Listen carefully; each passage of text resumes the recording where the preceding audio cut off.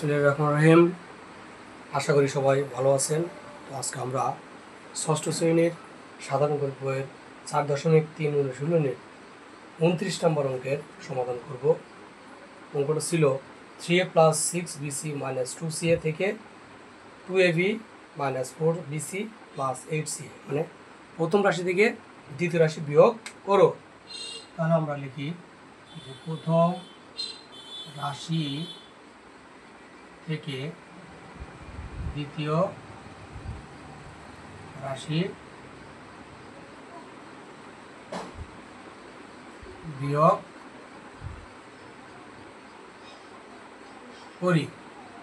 প্রথম রাশি থেকে দ্বিতীয় রাশি বিয়োগ করি। এখন বিয়োগটা আমাদের এক লাইনে করতে পারি বা উপর নিচে করতে পারি, কিন্তু অনেকে এক লাইনে একটু কম বোঝে, অনেকে আবার দেখা যায় উপর নিচে ভালো বোঝে।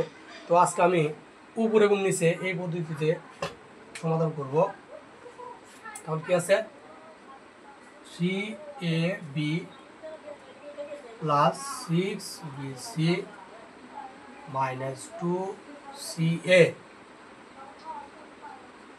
2ab দ্বিতীয় রাশি আমাদের -4bc + 8ca। তাহলে আমরা এখানে লিখব বিয়োগ করে।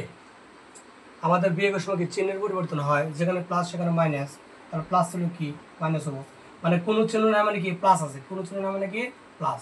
এখানে কি আছে মাইনাস, তাহলে কি হবে প্লাস। এখানে কি আছে প্লাস, তাহলে কি হবে মাইনাস।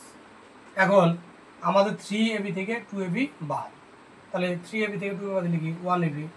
আমাদের 1 লিখতে হবে না, 1 লিখলে হয় না লিখলে হয়।